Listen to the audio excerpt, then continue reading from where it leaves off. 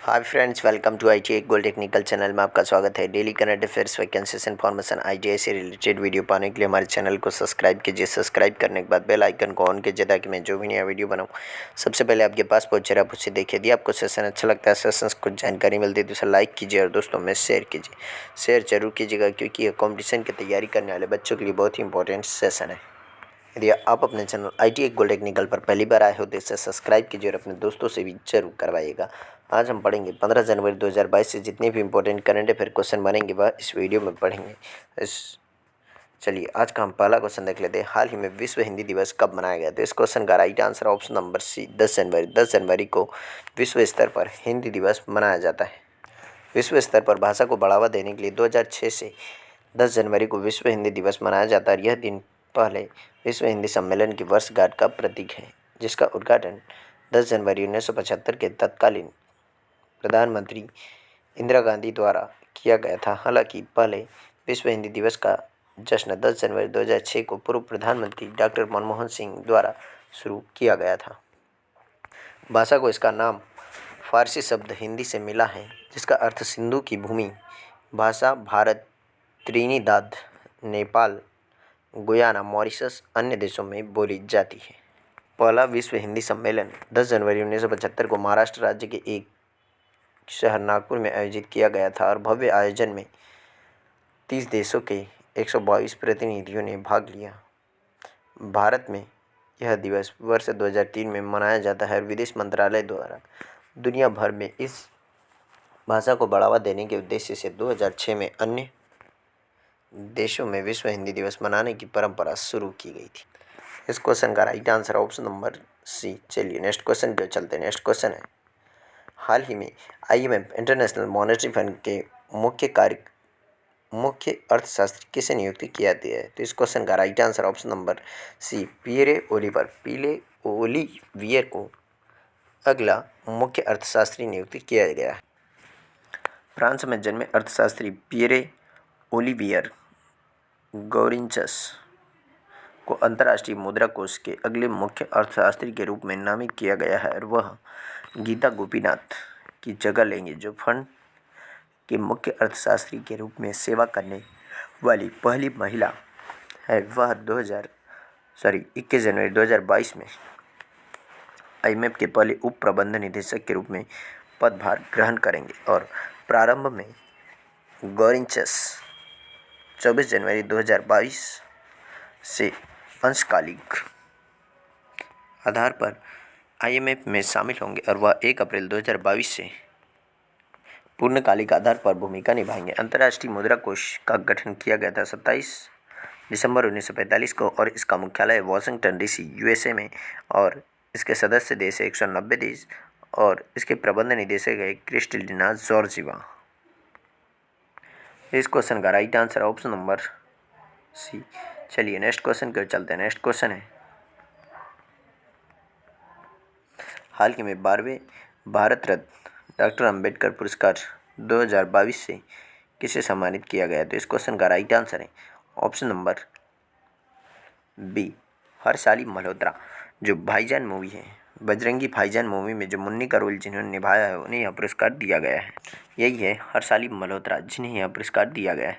2015 की फिल्म बजरंगी भाईजान फेम अभिनेत्री हर्षाली मल्होत्रा को 12वें भारत रत्न डॉक्टर अंबेडकर पुरस्कार 2022 से सम्मानित किया गया। फिल्म में उनके सराहनीय प्रदर्शन, भारतीय सिनेमा के क्षेत्र में योगदान के लिए उन्हें महाराष्ट्र के राज्यपाल श्री भगत सिंह कोश्यारी से पुरस्कार दिया गया और महाराष्ट्र सरकार ने आगामी 73वें गणतंत्र दिवस के एक भाग के रूप में डॉक्टर बाबा साहेब भीमराव अम्बेडकर की स्मृति में भारत रत्न डॉक्टर अंबेडकर राष्ट्रीय पुरस्कार 2022 का समारोह का आयोजन किया है।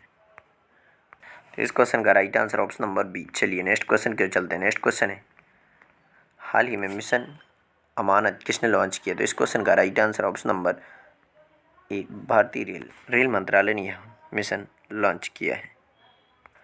भारतीय रेलवे के पश्चिमी रेलवे क्षेत्र के रेलवे सुरक्षा बल RPF ने रेल यात्रियों के लिए अपना खोया हुआ सामान वापस पाना आसान बनाने के लिए मिशन अमानत नामक एक नई पहल शुरू की है और यह मिशन अमानत के तहत खोए हुए लगेज और सामान का विवरण फोटो के साथ जोनल रेलवे की आधिकारिक वेबसाइट पर अपलोड किया जाएगा और इससे यात्रियों को अपने खोए हुए सामान को ट्रैक करने के और वापस पाने में मदद मिलेगी। साथ ही यात्रियों को उनके लगेज और सामान सुरक्षा और रक्षा सुनिश्चित हो जाएगी। रेलवे बोर्ड के अध्यक्ष और मुख्य कार्यकारी अधिकारी हैं विनय कुमार त्रिपाठी। तो इस क्वेश्चन का राइट आंसर ऑप्शन नंबर ए। चलिए नेक्स्ट क्वेश्चन का चलते हैं। नेक्स्ट क्वेश्चन है, हाल ही में जल मेट्रो परियोजना वाला भारत का पहला कौन सा बना है? तो यह पहला शहर कौन सा बना? तो इसका right answer option number B, Kochi यह पहला शहर बन गया है।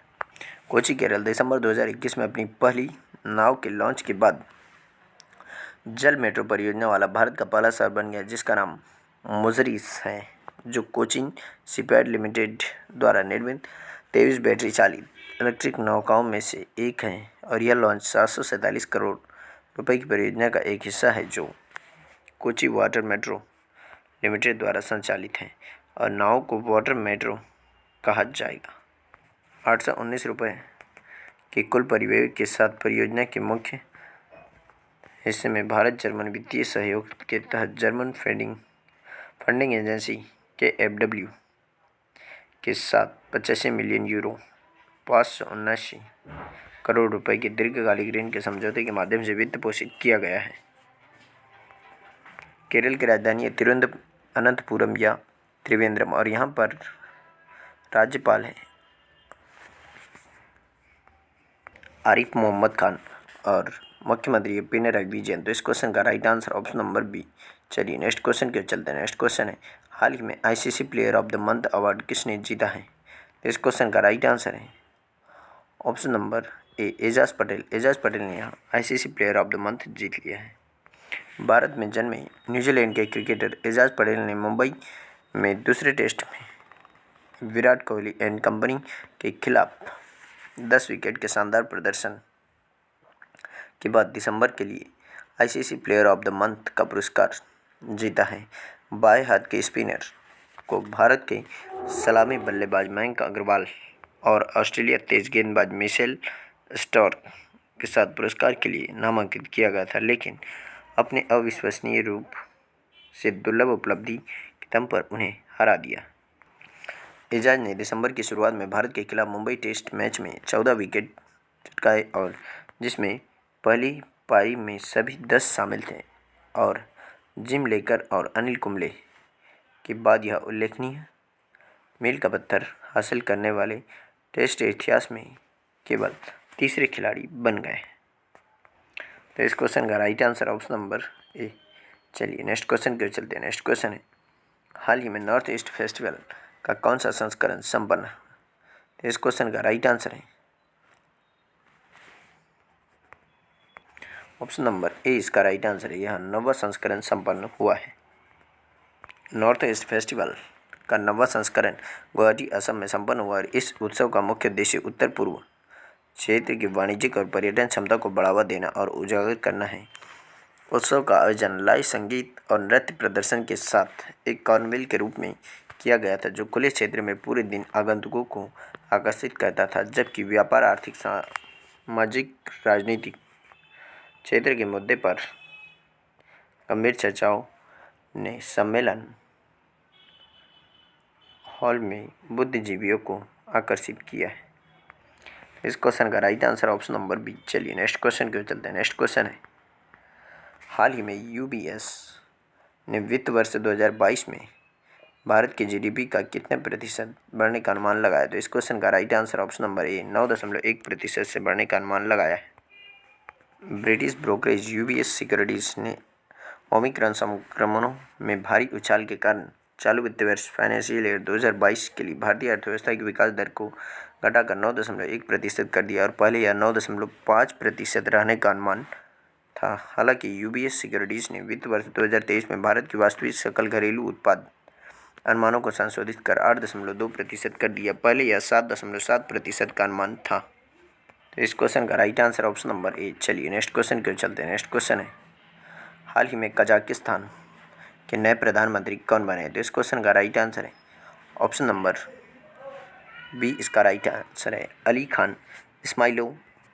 कजाकिस्तान के नए प्रधानमंत्री बने। कजाकिस्तान की संसद ने सर्वसम्मति से अली खान इस्माइलोव को देश के नए प्रधानमंत्री के रूप में नियुक्ति की मंजूरी दे दी। उनका नाम कजाक राष्ट्रपति कासिम जोमार्ट टोकायव द्वारा 11 जनवरी 2022 को नामित किया गया था और इससे पहले 49 वर्षीय इस्माइलोव ने 2018 से 2020 तक देश के वित्त मंत्री के रूप में कार्य किया और वह 2019 में कैबिनेट के पहले उप प्रधानमंत्री बने।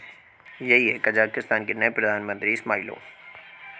कजाकिस्तान की राजधानी है नूर सुल्तान और यहाँ पर मुद्रा चलती है 10। तो इस क्वेश्चन का right answer option number B. चलिए नेक्स्ट क्वेश्चन क्यों चलते हैं। नेक्स्ट क्वेश्चन है, हाल ही में Henley passport index 2022 Bharat Q1 में कौन से स्थान पर है। तो इस क्वेश्चन का राइट आंसर है ऑप्शन नंबर ए, भारत इसमें 83वें स्थान पर है। भारत ने 2022 की पहली तिमाही के लिए जारी नवीनतम हेनले पासपोर्ट इंडेक्स में 111 देशों के बीच 83वें स्थान पर अपनी स्थिति में 7 स्थानों का सुधार किया है और भारत अक्टूबर में 2021 की चौथी तिमाही में 116 देशों में से 90वें स्थान पर था और भारतीय पासपोर्ट के पास 2022 की चौथी तिमाही में 58 गंतव्यों की तुलना में 2022 की पहली तिमाही में दुनिया भर में 60 गंतव्यों के लिए वीज़ा मुक्त पहुँच है और ओमान और आर्मेनिया नवीनतम गंतव्य है जहां भारतीय पासपोर्ट धारक बिना वीज़ा प्राप्त किए जा सकते हैं।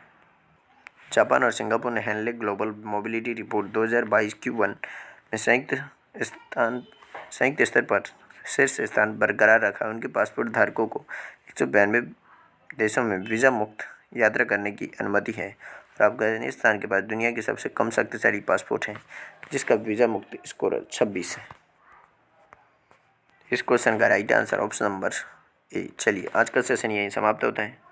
यदि आप अपने चैनल ITI गोल्ड टेक्निकल पर पहली बार आए हो तो इसे सब्सक्राइब कीजिए। सब्सक्राइब करने के बाद बेल आइकन को ऑन कीजिए ताकि मैं जो भी नया वीडियो बनाऊं सबसे पहले आपके पास पहुंचे। आप उससे देखिए। यदि आपको सेशन अच्छा लगता है, सेशन को जानकारी मिलती है तो इसे लाइक कीजिए और दोस्तों में शेयर कीजिए। Thank you so much watching for my video. मिलते हैं नेक्स्ट सेशन में।